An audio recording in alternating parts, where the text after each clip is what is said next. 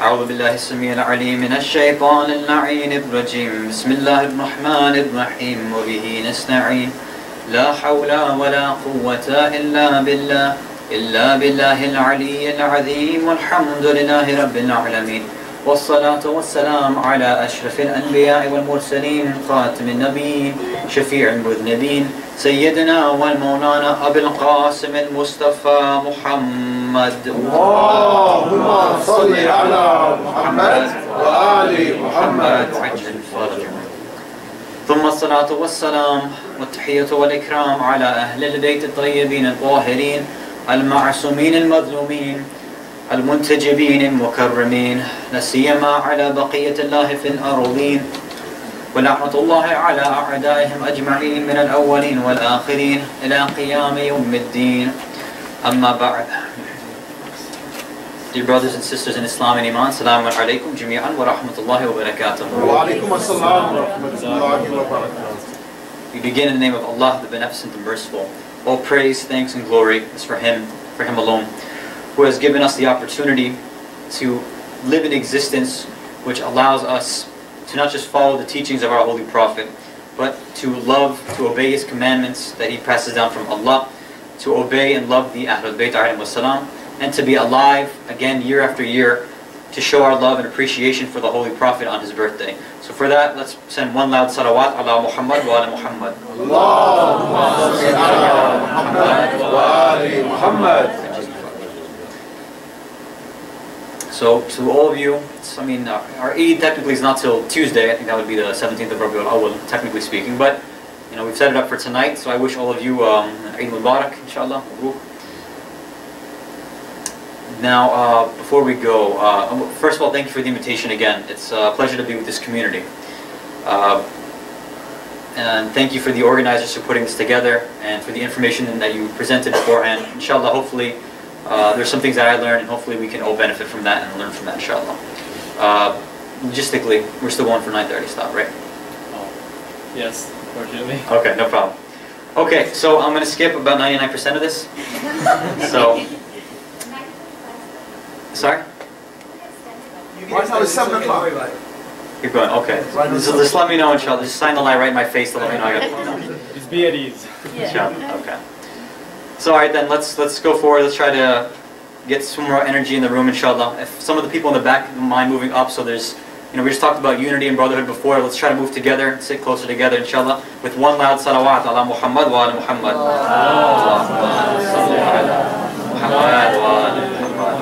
That was the worst unity salawat I've ever heard in my life.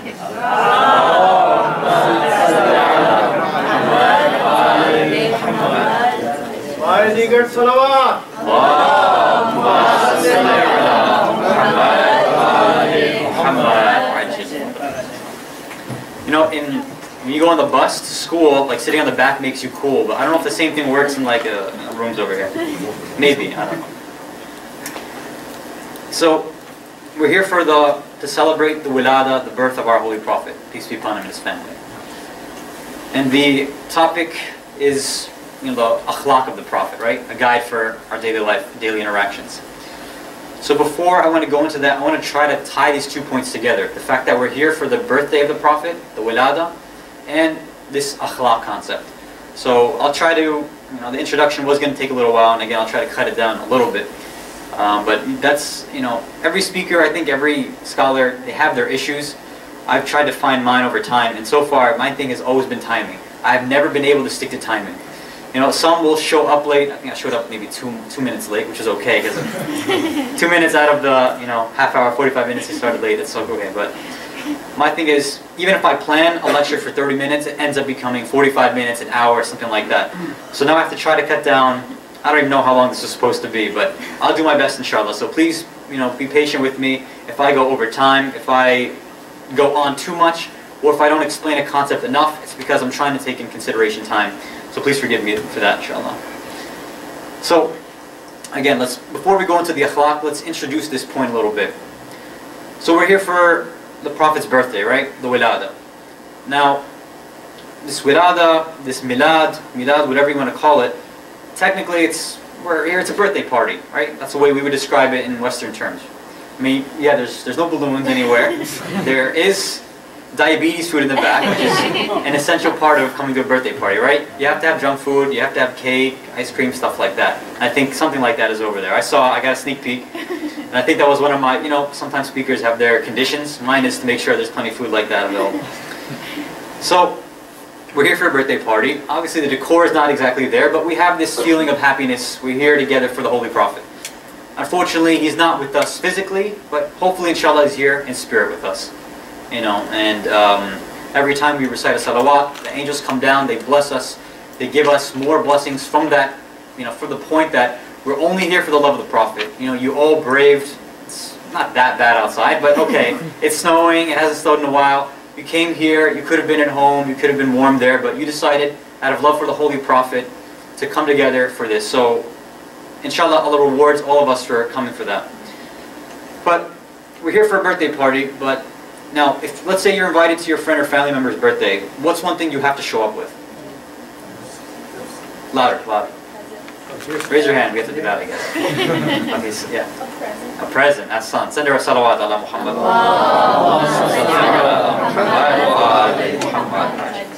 So, what did you guys bring for the Prophet?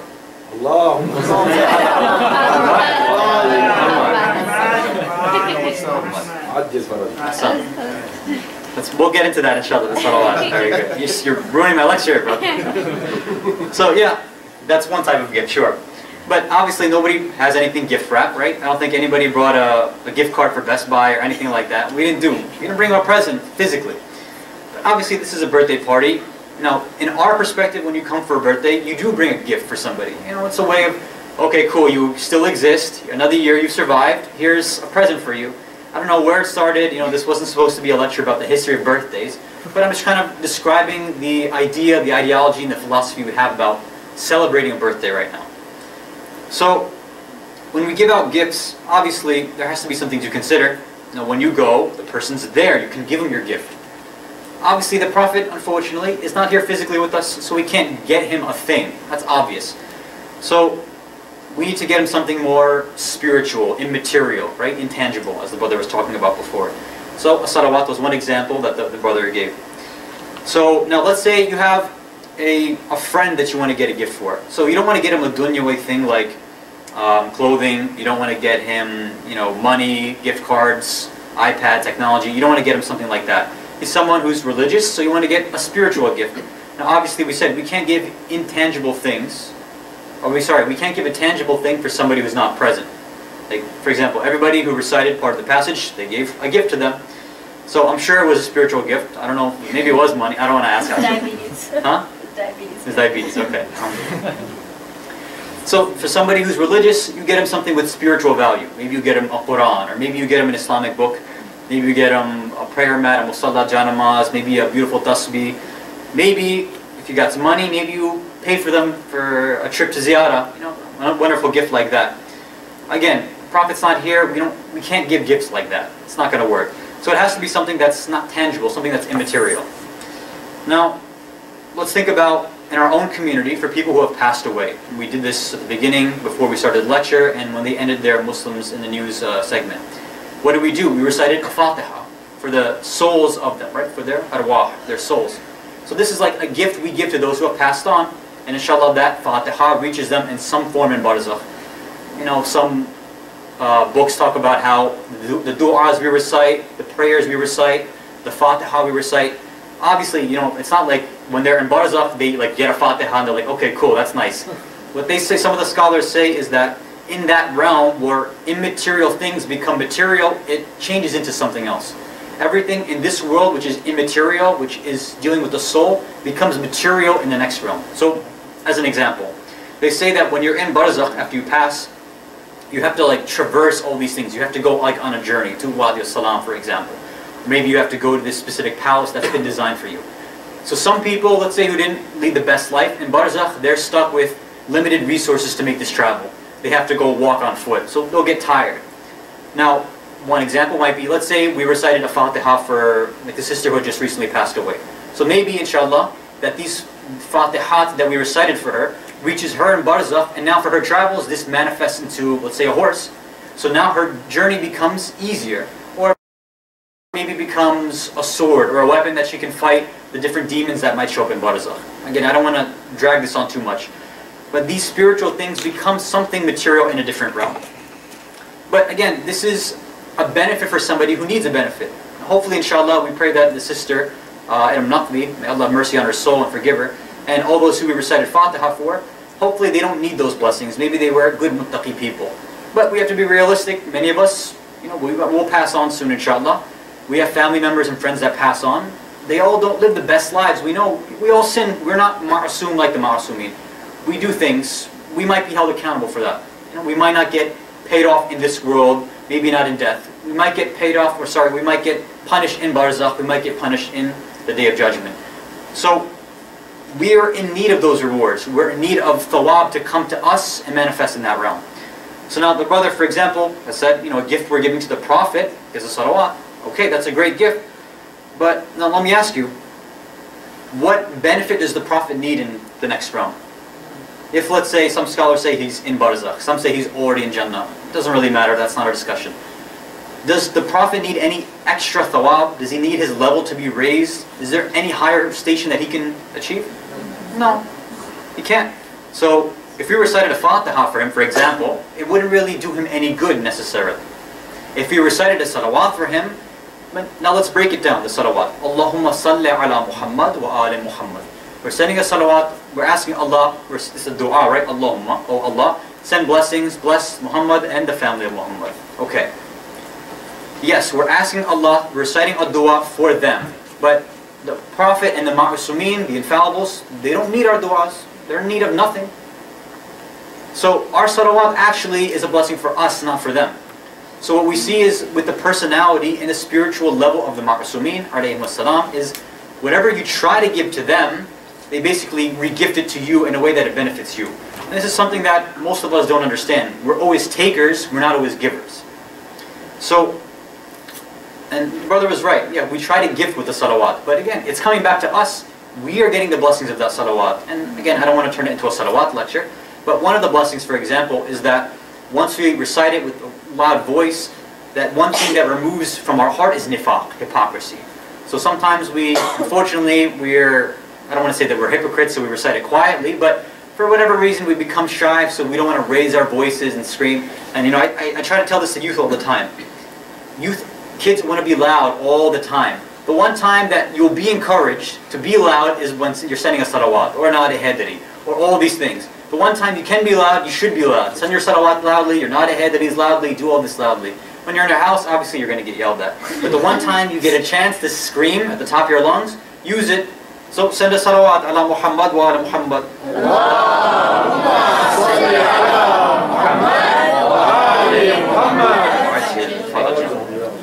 That's a better salawat, right? Okay. And maybe you're feeling something clean off your heart. Maybe, I don't know. Okay. So now, we said that the essence of the ma'asumin is that whatever we try to give to them, physically we can't do it. Spiritually, it's not going to benefit them because they're already at the highest levels. So that just comes back on us. So we have to take a different approach to how we can actually give a gift to the Holy Prophet tonight. So now something different about the ideology behind or the philosophy behind when we gift somebody. Now if somebody wants to give a good gift, what they're really trying to do is make the person happy in simple terms, right?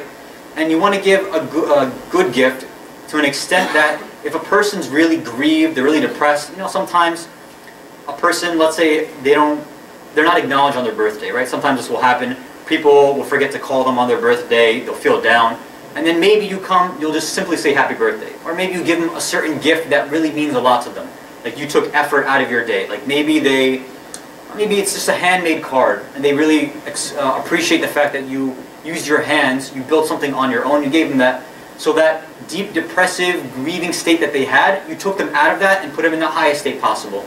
So you took them from sadness to happiness. And that's what a gift should do, obviously. Not just something monetary. I mean, everybody's happy with money, of course, but something that really will touch somebody's soul takes a lot of effort. And it'll make somebody very, very happy. So now let's think about this. Is there a gift that we can give to our beloved Prophet that will make him happy? Not to benefit him necessarily, but to make him happy, which is something that he can achieve. He can be happy in the next realm. Now, we have a prerequisite before we ask that question. We have to think, okay, we want to make the Prophet happy with a specific kind of gift. What makes him unhappy? How do we take him out of that stage and make him happy? But that'll be the last part of our introduction, inshallah, before we move on. If you could send us salawat ala Muhammad wa ala Muhammad. Allahumma salli ala Muhammad wa ali Muhammad. Have you ever given a gift to somebody that they didn't appreciate? Like you actually put in effort. Let's say, for example, your friend, let's say they saw, oh, I saw that speaker using an iPad for his lectures. I got jealous. I wanted an iPad. Now, some speakers, they can't memorize things. They get an iPad. What are you going to do? So, somebody's like, yeah, I really wanted an iPad. So you hear your friend. You're like, you know what? Maybe I'll save up. I'll get him something for his birthday. So you save up all your money, and his birthday comes around. You pick up iPad 3, maybe, right? The older one. So you go and give him this gift. He picks it up. He's like, you know what? I don't need this thing. I wanted the new one with Retina display. So now, obviously, they shouldn't be doing something like that, but their heart that you expected to turn them from unhappiness to happiness, from sadness to happiness. You went out of your way, you saved this money, you put in effort, you got something which you thought would be a benefit to them. And instead, they kind of tossed it aside. Now this ruins your heart. You try to give somebody a gift, and it ruins your heart. So now both of you are having a bad day on his birthday, which is not what we want. Now, the Prophet before I go into that, now imagine something which is not material, something which is really beneficial for somebody's life. Imagine you have somebody who, let's say, suffers from a hearing disorder, or maybe they're completely deaf. So you do all this research. Their whole life they're like, I really wish I could hear things. I really wish I could hear the word Muhammad or Ali or Hussein or Mahdi said out loud. Or I really wish I could hear Latmiya and Noha and poetry recited. Or I really wish I could hear lecture, or I really wish I could hear, the sound of a waterfall, all of these things. And they can't appreciate those blessings of Allah, unfortunately. So you hear this from your friend all the time, and in your heart you're like, I wish I could bring this person out of this state. So then you start doing this research, you find, let's say, some scientific institute which creates a device which brings some sort of level of hearing to somebody, even from complete deafness. So you save up, you, let's say, get enough money to ship the person off to that center, which we'll have to do it there. The procedures, the device, you pay for everything. You're ready. So you go to this person on his birthday and you say, guess what? I got you something which will help you. I'm going to pay for your trip to go to this hearing institute. I'm going to pay for all the procedure, whatever devices, whatever medication you have to take, I'm going to pay for everything. Now, obviously, logically, you would expect this person to be as happy as he could be. But what happens? He's like, no, forget it. Nothing's going to work. I don't want any of this. I don't want your charity. I don't want any of this stuff. And they just completely shut you down. Now, again, how are you going to feel? It's not materially that you are going after this. You're trying to help the person's situation. But it destroys your soul. You're trying to bring this person out of their sad state, out of their weakened state, their handicap, whatever it is. And they just toss it back. They throw it in your face. Now, this destroys a part of you. This destroys your soul. Now let's link this back to the Prophet. What was the Prophet's gift to mankind? What was his gift to us? His gift was Hidayah. His gift was Islam. His gift was the teachings of the commandments of Allah. And of course he passed down to us Quran and Ahlul Bayt. The brothers and sisters were talking about Hadith al-Thaqalain, the weighty things, two weightiest things that we can have. The two most powerful things in existence, the Prophet gifted them to us and gave us the ability to utilize them. Taught us all the rules and what we needed to survive. So his gift to us, to mankind, to even us who exist now, the message which should reach us, is Hidayah, is guidance, Islam, or Shiism, whatever way you want to frame it. His message was to purify us in every way, to make us understand where we came from, where are we going, what do we need to know, how do we get to Jannah, how do we keep away from Jahannam, all these different things. So what grieved the Prophet is when he came to people. He gave them the message. He recited the verses. He taught them the rules. And they said, keep your message to yourself. We're going to follow our forefathers. Keep your Islam. I don't need it. I'd rather worship idols. Keep what you have. I don't want to lose the money that I make off of interest. I'd rather keep drinking, etc., etc. All these people kept denying him. And of course, this unfortunately continued on afterwards. We could say even after Ghadir, at Saqifa, same thing. And it continues until this day. People, even for example, when the brother had quoted before from the passage that the hadith from the Prophet was, one of the two good things is that when a scholar is obeyed, right? Sometimes a scholar will say, for example, maybe we should do such and such thing for this event. Or maybe, in prayer, you need to offer it this way. It's the proper fit. So you're like, okay, Mulana, cool. And you just completely disregard what he's saying.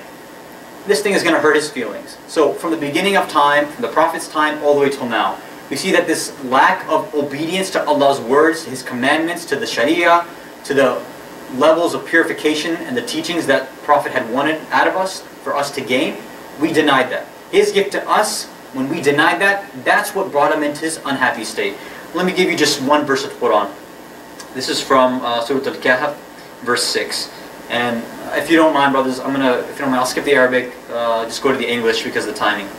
So, Bismillah ar-Rahman ar-Rahim, Allah is saying, and He's actually addressing the Prophet now. You might end up killing yourself because of them, because of the people, out of grief, if they don't believe this message, if they don't believe what you give to them.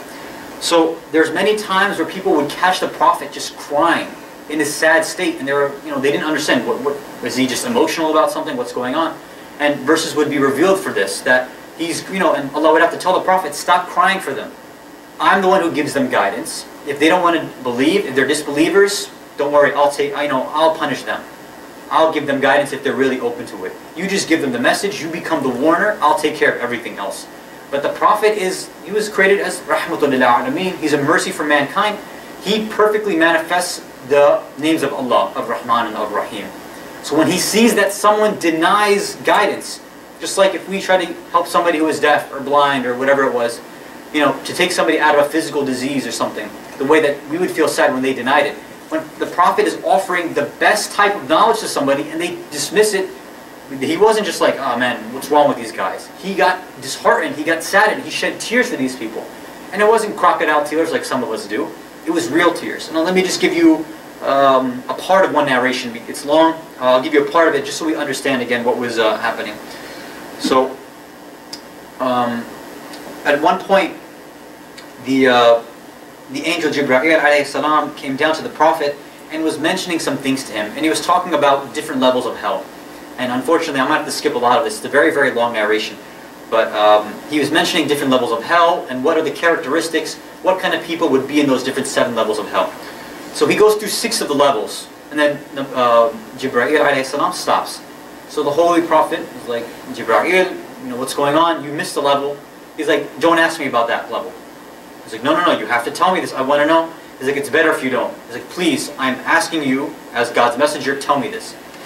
So he said, this level is reserved for your ummah. And the Prophet stops. He's like, what do you mean my ummah? And Jibreel then has to explain, there's going to be a part of your ummah which will be in hellfire. And the Prophet didn't, at this point, he hadn't understood that. He didn't know that those, because he had this, obviously he's an idealist too. He expects everybody to get the message, to take it, and to practice it. And Allah, he knows Allah to be forgiving. He expects that, okay, my ummah, the followers of Quran and the message of Allah and the teachings I give to them, they'll keep away from hellfire. Why the ummah ends up in the hellfire. So again, the point of this was just to get us to understand. The grief of the Prophet was not grief for the grief that we go through. When we lose a close loved one, when we don't do well on a test, when we have some dunyawi, worldly thing, we cry for that. Now again, it's not wrong to cry for a loved one. Of course, there's no problem with that.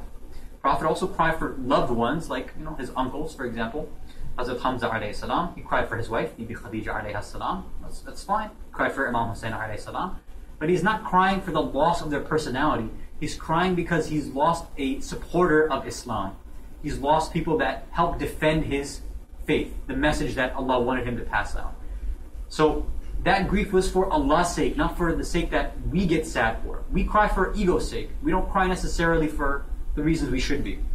So whenever we're sinning, whenever we disobey Allah, this is the reason the grief of the Prophet is present.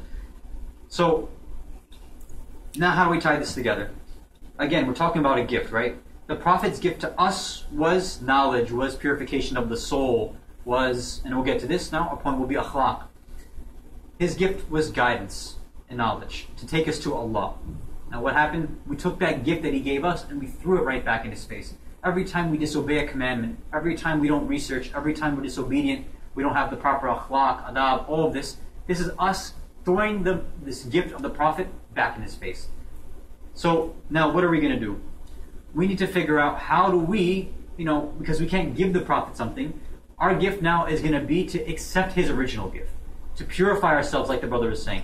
We need to make sure that we really strive hard to do this jihad on nafs, to really look into ourselves and find out there's a lot of part of myself I haven't been working on, a lot of ways I can improve myself. That'll be my gift to the Prophet. Is that gift that he tried to give me, all these teachings, whenever these scholars come and speak, all these things I need to learn, I'm going to implement them starting from right now. I'm going to take the time out of my day, sacrifice whatever I have to sacrifice so that I don't cause my Prophet to grieve on my behalf. And for our time, we don't want the Imam of the time to cry on our behalf. His tears are shed for us as well. So now, of course, now that we know that, where do we start? That's always a problem people have. Whenever they want to improve themselves, where do we start?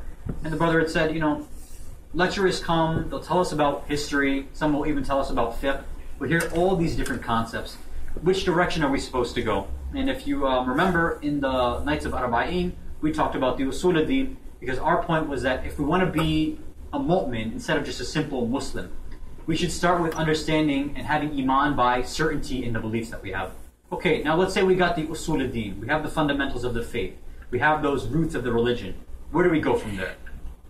Now, you tell me, where would we naturally go once we have the Usul al-Din? Where would we go from there? Either I can't hear or nobody's saying anything. Okay. So that logically would be the next step, right? So there was a time when, of course, Usul, we have the roots, and Furu are known as the branches in this tree of Islam that we understand. Branches meaning Furu al-Din, the practices of Islam, the fiqh. So a person came to our Holy Prophet Muhammad sallallahu alayhi wa sallam, and someone had said, again I have to skip the Arabic unfortunately, and the companion said, there's this woman in our neighborhood, she fasts all during the day, and she prays all night, but she's rude, she insults her neighbors, and she has the worst tongue. So the Prophet says, actually with this, so I'll give the Arabic this. He said, La khayra fiha. There is no good in her. Hiya min ahlin nar. She's from the people of nar. She's from of fire. She's from the people of fire. Meaning, she's going to go to hell. This is what the Prophet's saying. So now we can assume this lady had some idea of the beliefs of Islam. She had the usul. She's practicing the furu with the Prophet saying that there's no good in her at all, and she will go to hellfire. Why? Because of her akhlaq. And this is something a lot of us miss. We go from usul straight to furu. And I'm not saying abandon the furu, but akhlaq is something you miss out. What scholars sometimes talk about is in this tree of Islam that we discussed, you have the roots, you have these branches, but you skipped a part in the middle of this tree, didn't you? What's in the middle? If it's a plant, you call it a stem, you call it a bark if it's a tree. I don't know, do you call the long part a bark or trunk? No, it's a trunk. Bark, trunk, there. Even if it's a longer one, I thought if you chop it, then that's when you call it a trunk, not the whole thing. I don't know, I'm not a treeologist. The stem. But that's just a plant. I don't know if you would say that for a tree. Okay, we'll go with stem. Stem, trunk. I like bark, I don't know why. So that part, that middle part of the tree. Oh, okay. Oh, akhlaq is an outside thing, right? Okay. I like that spiritual analogy. Okay. So, send us salawat ala Muhammad wa ala. So in this tree, we have to start with this part, the trunk, the stem, right? We have to go with that. So our scholars say that that's what akhlaq is, that part of the tree. So we have to go to there next. Now, in Arba'in, we were talking about building our iman, right? So we gave one narration from the first imam that said, Afdalu iman husnul yaqin. That the best iman comes from excellent certainty, yaqeen. That's why we talked about usul al-din. Now let me give you something from the Holy Prophet, peace be upon him and his family. And again, this is tying in our idea of building up our iman, becoming mu'min. He says, Afdalun nas imanan ahsanuhum khulqa.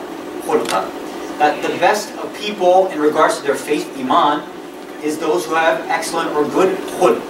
Khulq we're going to derive from akhlaq. Now, I wanted to kind of look at this word in Arabic, akhlaq, and figure out how do we get to this point of, because khalaqa, many of us know the Arabic root. When we say khalaqa, it means to create. He created, right? khalaqna, we created. This is many times in the Quran, right? Khalaqna min teen, khalaqna jinni wal ins, etc., etc. So I'm gonna have to skip that, unfortunately. I'll give you one thing. That there's two parts that we have in regards to this word of khalaqa, in this root. One is khulq and one is khalq. Now, Imam Hadi Islam describes it for us in simple points. It says khalq refers to the body, physicality, where khulq refers to the spiritual and material stuff, your soul. That's the way we can understand that. So,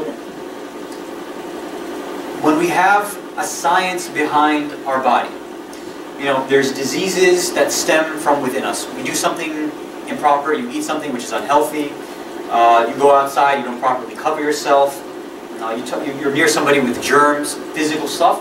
What happens? You get a disease, it manifests itself outwardly, you get a cold, you get pneumonia, cancer, AIDS, all these things manifest themselves. Physical diseases happen. It starts internally and it manifests outwardly. You can actually, you cough, you sneeze, you have symptoms. So this has a science behind it, right? There's doctors behind this. So this science behind it is the science of medicine. Now just like that, in the spiritual realm, there's also a science for that too, that many of us don't recognize that. We have an immaterial part of us, we have a soul in addition to the body.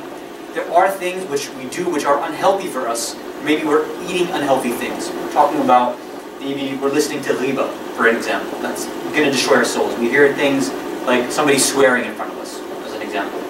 Or we listen to haram music. Right? These things enter in our ears.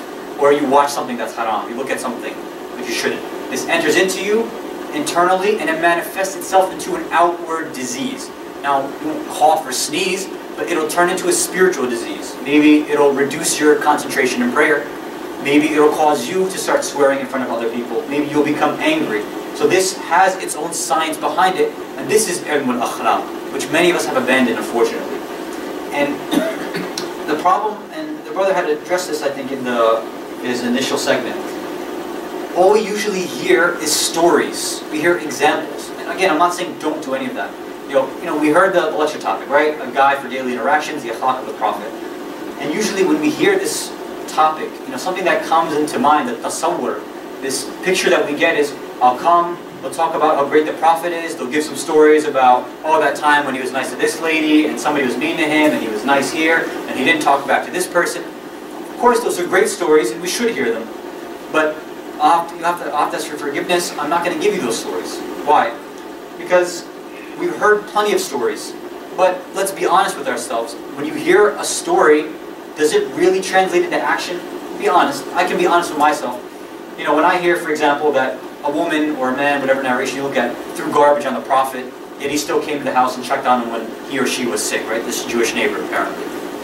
When that happened, now you tell me, if somebody throws garbage on you and they get sick, are you going to go to their house? And most of us don't make that kind of connection, right?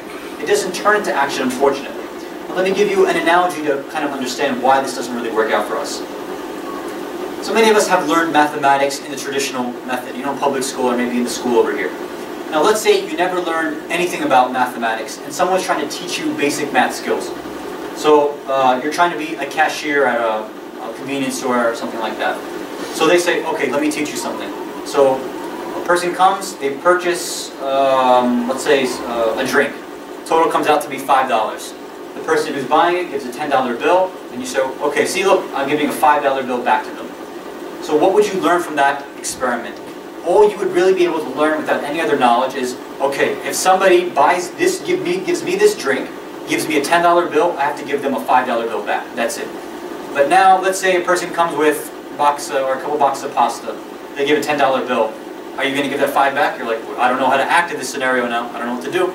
All you know is, when a $10 bill and a drink comes, I'll give a $5 bill back. That's all you've learned. You've learned one little manifestation or one example, but you haven't learned the theory behind why it's practiced.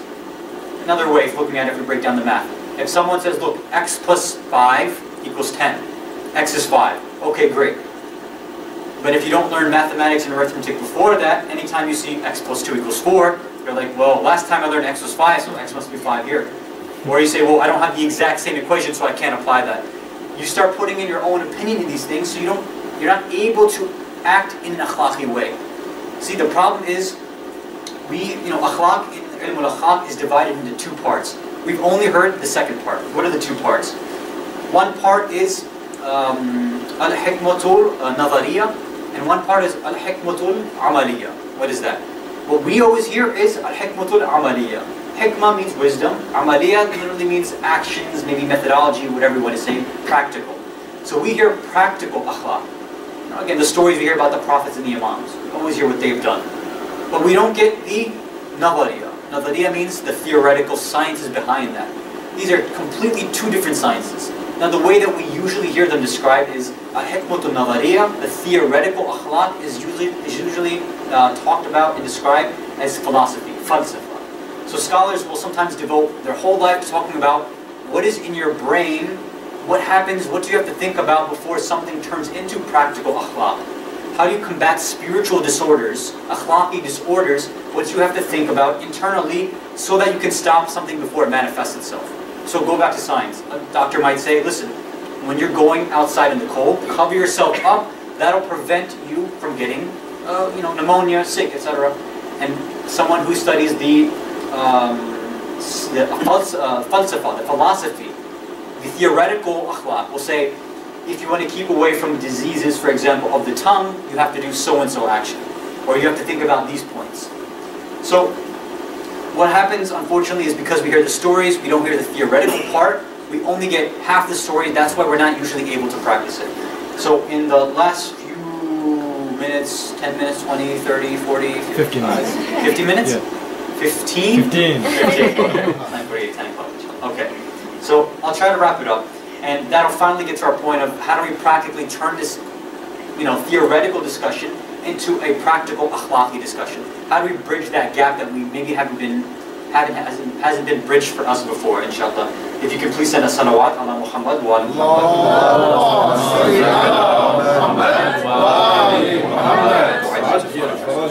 Are you guys following me so far? Are we okay? This kind of abstract stuff? Okay. So, the point that our scholars try to get us to think about first is our body should not be controlling our soul. The soul needs to be in charge of the body. And we'll explain that as we start going forward. But in the back of our mind, in the theoretical part, that has to be first. The niyyah has to be that my soul, this immaterial part of me, which we could define as ana, as I, me, this is who I am. That chatter that you have internally. This part of me has to make sure that it controls body. And one example is when it comes to food. Your stomach rumbles in the month of Ramadan, then obviously it's wajib for you. You have to now control that part. The animal, that mammal that I am an animal, I am a mammal, okay. It wants food, it wants to survive. The tummy rumbles, I want to answer that call. But the soul says, no, you have the duty to Allah in the month of Ramadan, you abstain from food. One example of the way that we have to make our soul control that bodily instinct. Now, with that, sometimes people give these kinds of excuses. What do you hear people say all the time? Let's say, for example, a person has a bad tongue, or they have anger issues, or they swear too much, things like that. Like, you know what, that's just the way I am, that's my nature. Now, obviously, they don't understand the ramifications of a statement like that. When you say something is your nature, who created your nature? Who created your fitrah? Allah created that, obviously. What you're saying is, Allah made me angry. Allah made me a rude person. Allah made me curse. You reflect on those points, you know that that's impossible. Allah, astaghfirullah, na'udhu billah, could never have done that to you. Another point of reflection that we have, we add to this first point. Our soul is in control of our bodies. Anything which comes to us from Allah is created, our fitrah is created for good only. That's what our fitrah is designed for, to go back to Allah. That's what the Prophet came to do, to unlock that part of us which was already there, which we start covering up with sins. So when someone says this is just the way I am, it's because theoretically, internally, mentally, they've blocked off their path to, they basically, if we're not giving an analogy of how it's turned into a disease, for example, in medical terms. Someone says, I just get sick all the time. And you're like, how can you get sick all the time? Now, then you see this person, for example, they walk around and whenever they're coughing, they just cough all over the place, they don't cover themselves up. You start to see the cause and effect behind that. Another way we think about it is placebo effect, right? In science, they talk about how the placebo effect has a big influence on whether medicine will work or not. If someone, before they take an aspirin, really believes this will not have any effect on me, most scientific studies show this will not work for them because their mind has to send those signals to tell them that this medicine is there for your benefit. you tell yourself it's not going to work, it won't work. Spiritually, it's the exact same thing. If a person says, I am angry, this is my nature, this is the way I am, you've created a new nature for yourself. Allah didn't create you that way. You're now making yourself angry. Allah created you to follow the path of the Prophet, the Ahlul Bayt alayhi salam. You have a path where you can follow and have the control of, for example, the way the Prophet had control over his tongue. You can do the same thing. Now, if you want to have the tongue of someone who, let's say, is harsh, like some of the other so-called companions of the Prophet, who would abuse people left and right, that's your choice. You've created a different idea of what it means to be a Muslim or a mu'min or a Shia. That's your creation. And even Imam Ali alayhi salam talks about this, that the universe within us is something that we create. This is a deeper point that I can't really go into again because of time. Good and bad are all relative, depending on what our outlook is. What is our intended goal? We're trying to get control of our body through our soul. And again, trying to get control and understanding of your soul, again, is an internal struggle that we're trying to get to understand. This all depends on what goal do you have in mind. You have to, of course, the first point of it is to figure out, the internal struggle, the cause of everything. That's why we talk about usul ad-din first. Allah is the cause of all things. But at the same time, then we take it to the end point, the target. The target is to go back to Allah. And like we had said in our lectures in Arba'in, our point is not to go to Jannah to get, hul ain and to get birds we can eat and meat and intoxicating. That's great. We'll get that baby, inshallah. But the point is, we want to be with the Ahlul Bayt. We want to be with the Anbiya. May Allah bless them all. We want to be with the Mukhlaseen. We want to be in the highest level of Jannah, so that we're the closest to Allah's quote-unquote station, the highest place in Jannah, where we can truly worship Allah. That's a real desire that we want. That's all of us have that. The Shia, we all have to have that. If that's our goal, then maqarim wal akhlaq is our goal as well. That's our way of getting there too. Now, actually, before we go on, send another salawat ala Muhammad wa ala Muhammad.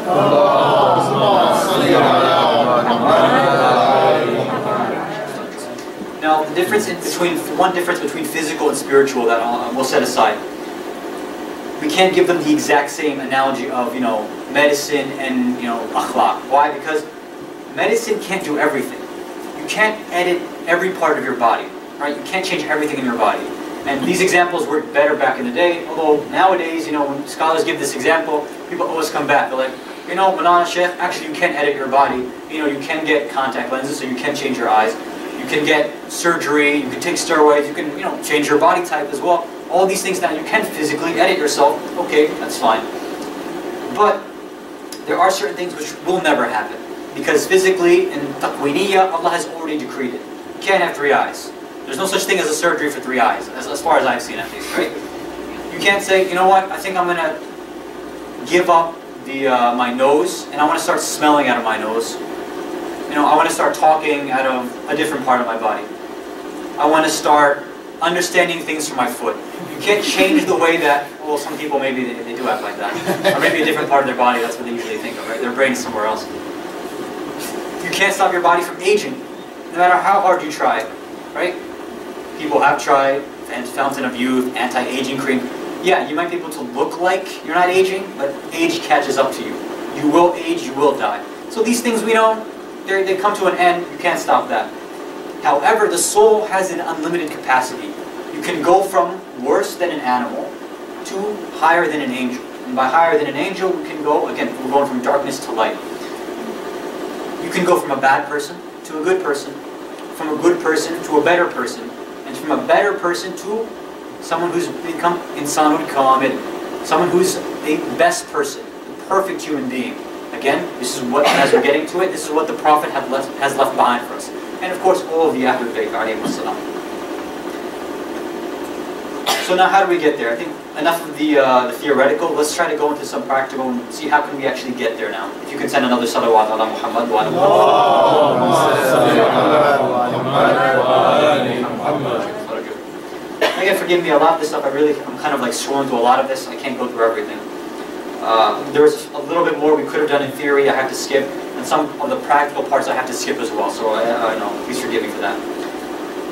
One thing that is a way to create new akhlaq within yourself that you might not have had before is simple repetition. Just repeat certain kinds of behavior. Because certain things might not be naturally in us. For example, we've seen maybe some types of people, even some individuals from certain countries, some nations, they naturally have certain types of akhlaq. For example, they say people from Iraq, or or especially around Karbala and Najaf, they say they have the best level of hospitality. When you go there for ziyarah, ask people who have been for ziyarah. They say that the way that they treat the zawar is like anything, like nothing else. Or, for example, they say that Iranians have this natural inbuilt hospitality, or even if you curse at them, or you swear at them, or you're the worst person, they're like, you know what, come to my house, I'll give you tea, but then you got to get out after that, or something like that. So sometimes there's kind of this built-in behavior from when we were kids, or it's naturally in us for whatever reason. But other stuff, we haven't maybe learned it, we have to start making it as a part of our traits. It's not a part of our soul yet, we haven't unlocked it, we have to work to unlock that. Now, with that, sometimes we get stuck in this habit of not repeating it often enough. Now, one key thing to remember again is that number 40 that we hear all the time, arba'in, is meant that you can turn something into a habit after it goes through about that many times. 40 days, for example, try to pray on time. 40 days, don't listen to haram music. 40 days, devote to listen to Quran. Something like that. Now, let me give a physical example and a spiritual example. What happens sometimes is when you do something once in a while, it doesn't mean that you actually have the trait. Okay, for example, let's say you have somebody who is obese, right, and they want to try to look skinny. If they suck in their gut and kind of squeeze everything together, would you say, all right, that person's skinny? No, because the minute they exhale, then their true self comes out. Or for example, let's say, I shut one eye, or I get into an accident, I have to wear an eye patch. You wouldn't say all right, Hassan is a cyclops or he's a pirate, right? No, maybe for a little while I look like I have one eye, but not until I, go sailing and have a parrot on my shoulder. Then, all right, then you could say he's a pirate. Or if I shoot laser beams out of my eyes, then you could say, all right, now he's cyclops, right? So once in a while, when you do something, it doesn't give you the trait. So what about spiritual? Imagine somebody who you ask them, what time is Maghrib? Oh, it's what was it today? 5:20. I don't know what it is around here. 5:15, 16, something like that. So you ask somebody, what time is Maghrib? 5:15, 5:16. MashaAllah, brother, you have so much knowledge. You're such an alim. No, I gave you one little piece of information. It's not an alim. Or even in bigger issues, one fiqh masala, that maybe they know one answer to a fiqh issue. That doesn't make you an alim. And maybe they've read some books. Okay, that's fine. But to constantly pursue knowledge then makes you a student of Islam. To have basic understandings of different parts of the deen makes you maybe an alim later. I'm not a scholar. I know that myself. I'm not saying it to be fake humble. I know there's plenty of sciences I haven't studied yet. I'm not there yet. Or another example. You pass a person on the street, they ask for money. Oh, here's $1, here's $5. If you saw somebody doing that, would you say, well, this is the most generous guy I've ever seen? No. You gave one beggar money one time. That's it. Now, if you see that every time they need a sponsor for the majlis, a person always steps forward. You see that whenever, let's say, a family can't afford burial, they go out of their way, they provide money. You see that when maybe a youth group is in need of funds, for example, some people step forward and offer funds. You see, for example, whenever there's a beggar on the street, they're just giving constantly. Then you can say, all right, this person's generous. That becomes a trait of them because they're practicing it all the time. Why? Because it's a reflex in them. Repeated behavior becomes a reflex. Now, let me give you an example that we have in our daily life that we don't realize is akhlaq. Let's say in class, you're sitting next to somebody, right? They drop their pen, or book, paper, whatever it is. What's your natural instinct? What's a reflex? Just bend down, pick it up, and give it back, right? Now think about it. Did you have to go through deep, irfan and akhlaq, okay, what does Allah desire? What would please Him? Was there a situation when somebody dropped a pen or a tablet around the Prophet? No, you didn't do anything like that. You said, somehow, deep inside you, there was already in your fitrah, your akhlaq was built up that, I have to just do this. You act, you react. Your reflex is pick it up, give it to them. Somebody lost their belonging, you return it to them. Talked about before, right? Giving somebody back their rightful possession. A small example, but you're returning something to somebody, right? Spiritually, if we start building this up, this will start going to different points. For example, many of us have lost our amanat that we have given. The brother also mentioned that in terms of giving something back that is lost, there is promises, ahad, right? Qasam, oaths, all these things that we take. I'm almost over time. I'm going to try to wrap up, inshallah. We all made an ahad spiritually on the day of Ghadir. We weren't physically present, but we gave our hands spiritually to the Imam. When we did that, we made a promise to him that we would defend his wilayah. in our minds, in our hearts, tongue, and in action. Every time we disobey, we're reneging, we're going against that that understanding that we get. That promise, we're breaking that promise. So maybe that akhlaq that we have of giving somebody back that thing, if you reflect on it, realize, okay, every time I disobey Allah, I'm not returning that amanat that I've had with Allah, that I've had with Imam Ali alayhi salam, with the Prophet, that I hold fast to taqadain. Something to keep in mind every time you see yourself disobeying Allah. So now, how do we turn certain other things into, how do we make it a habit? Something small, repeat behavior, and turn it into something big. This we mentioned, again, in Arba'in, when we were talking about having patience with the calamities and the evil that we might see in our daily life. I don't know if you guys remember this. So for example, you get a flat tire on the way to an interview, or on the way to work, or on the way to school. So instead of saying, oh, why did Allah do this to me? I prayed on time, I did all this stuff, you say, Alhamdulillah, right away. So something big like getting a flat tire might not be easy for you to do right away. So a way to build up to that is start with something small. Like you're walking down your stairs, for example, you trip, you sprain your ankle. Or let's say you're walking, you stub your toe. Or you have a pain in your side, or you bite your tongue. Something very, very simple, which you don't really think about. Is something, when you've done it to yourself, it's an evil thing technically, it's pain. You don't think about it in terms of good or bad and what did I do to deserve it. But right away, we should get in the habit of saying, Alhamdulillah Rabbil Alameen. There's some reason that I deserve that, and Allah has done good for me by doing that. Maybe it's purged me of some sort of sin that I don't know about. That way I don't have to get, hurt in barzakh, or in my death, or in qiyamah, or in hellfire. So if you want to have patience, if you want to have patience in big events, and make that a part of our akhlaq, sabr, do it for small things right now. So that when there's a trial in your family, someone passes away, for example, and where many people get emotional, they lose their patience. Grieving is okay, but sometimes people go overboard, unfortunately. When that happens, it's because you've lost patience in what Allah allows. That's why we have Muharram every year, right? We build up our patience with that, because there is no musibah like the musibah that we learn at Karbala. Nothing compares to that. That builds up our patience. So when someone's child passes away, we feel sad. We say, you know what? My child was nothing like Ali al-Asghar or Ali al-Akbar. So you have patience now because you go back to Karbala. And there's many, of course, other examples in Karbala. Now, this will be officially the end. And this will just be practical points, because I really wanted to end it with, I tried my best to end with practical points that we can actually use. And since I didn't give any stories of the prophets, I have to give one hadith at least about where we can start about akhlaq. Because akhlaq has many different ways. I gave one example of sabr. But something else which is going to happen to us all the time, it's a tool that we use, it's a part of akhlaq where if we don't work on it internally, it will manifest into the worst of diseases. And about this, one of the companions, Mu'adh ibn Jabal, came to our Holy Prophet Muhammad sallallahu alayhi wa and asked him, Ya Rasulullah, will we be held accountable for what we speak about? The Prophet replied, is there anything else except an active tongue of a person that will lead him straight into the hellfire? Whoever seeks safety from hellfire, make sure that he protects that which comes out of his tongue.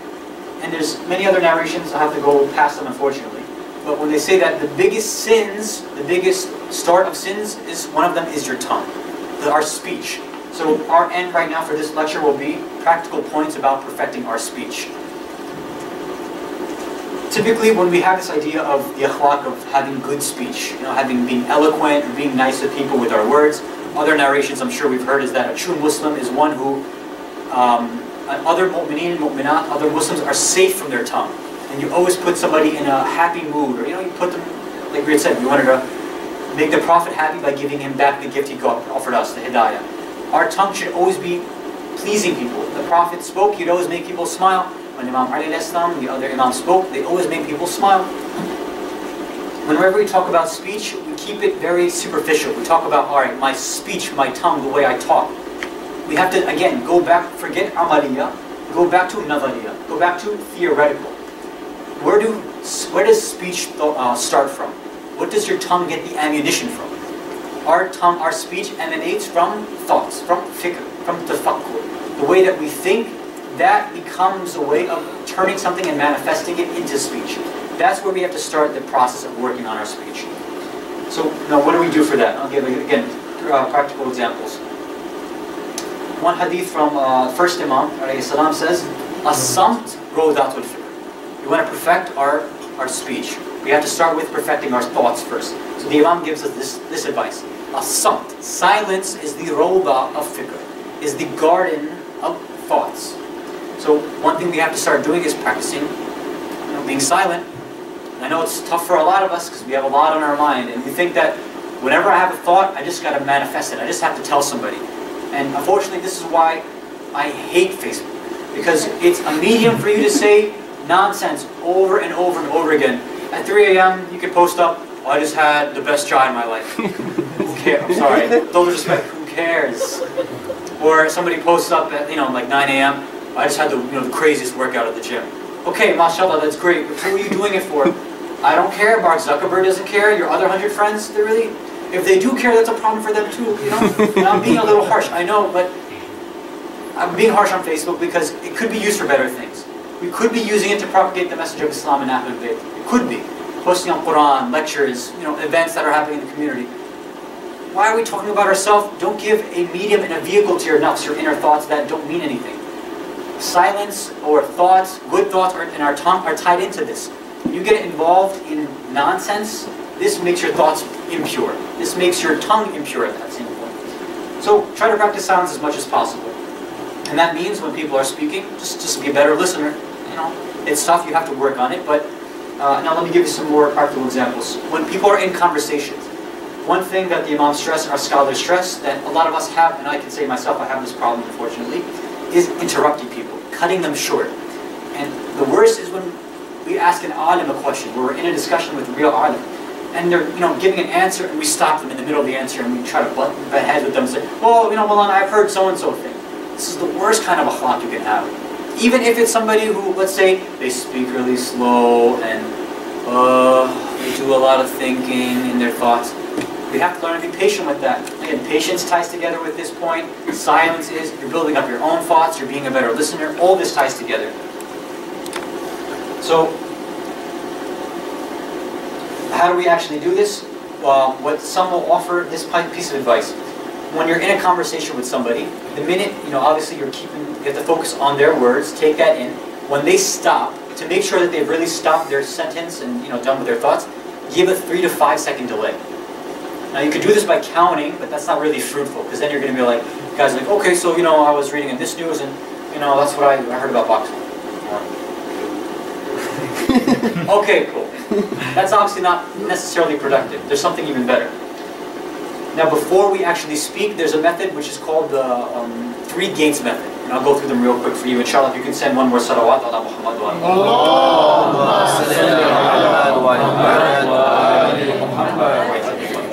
So this really is the end because I wrapped it up, right? Okay. So,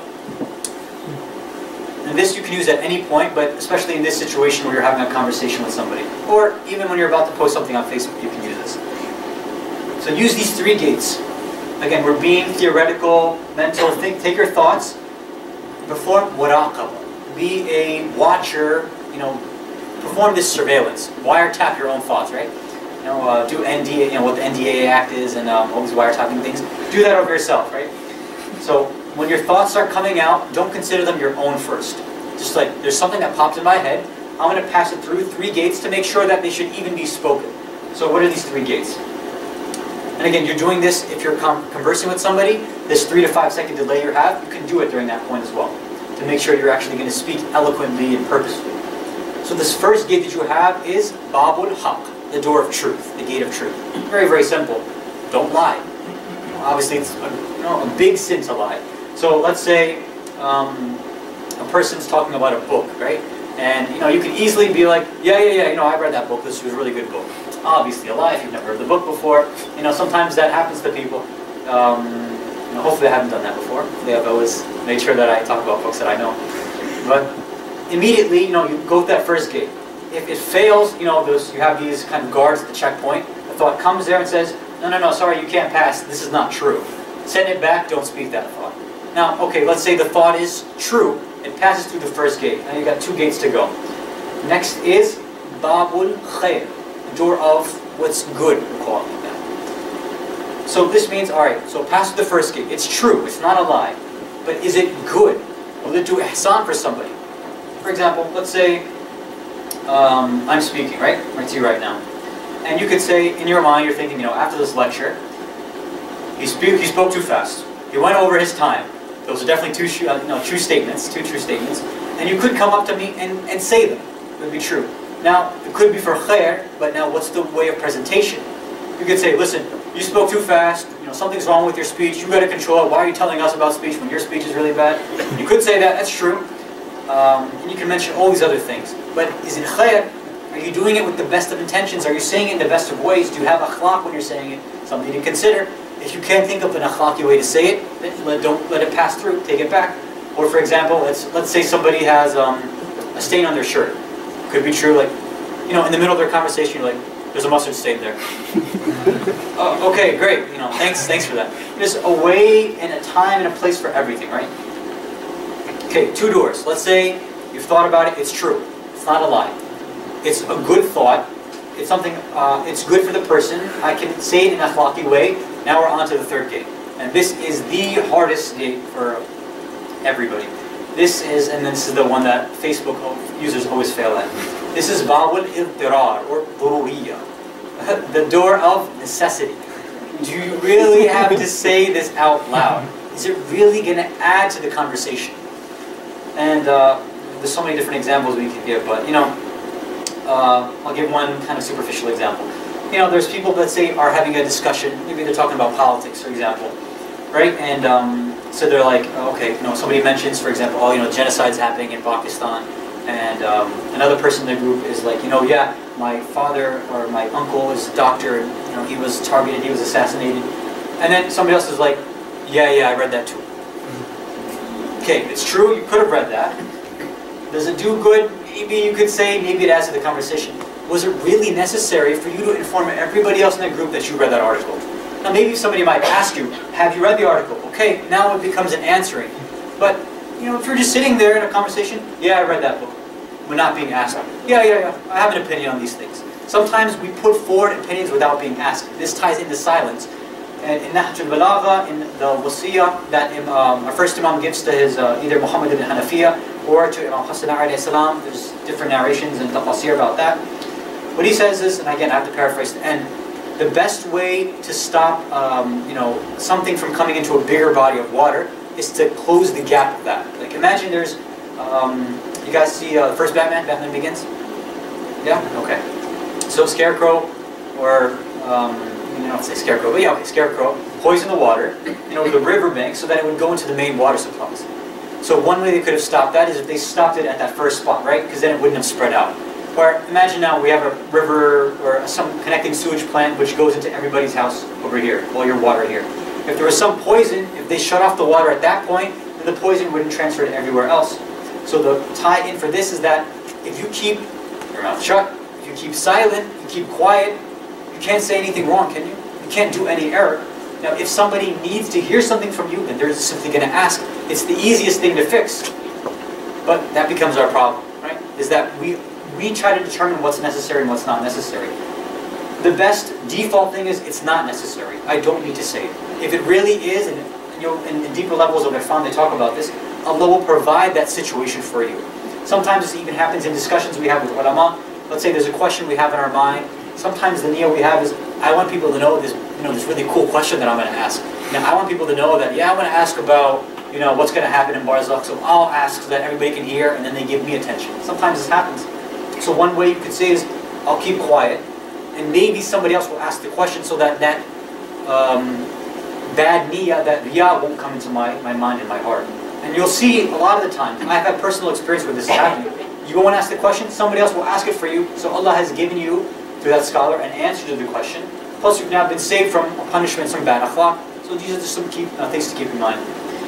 So, inshallah, hopefully the theoretical points that we went through and some of the practical points that we went through in this long drawn out lecture, hopefully inshallah there's something that hopefully I can start practicing and maybe was beneficial to everybody here.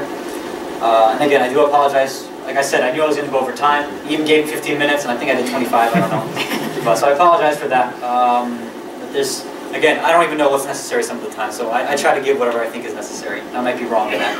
So forgive me if anything I said was incorrect, wasn't convincing enough, was misleading or confusing. Give me the chance to fix it if I can, inshallah. If there's anything beneficial that you can take home and practice, inshallah, all khair comes from Allah. We thank Allah for this, do shukr to Him for this. We thank the Holy Prophet for giving us this hidayah, the Ahlul Bayt for carrying this on, our ulama for giving this to us in the first place.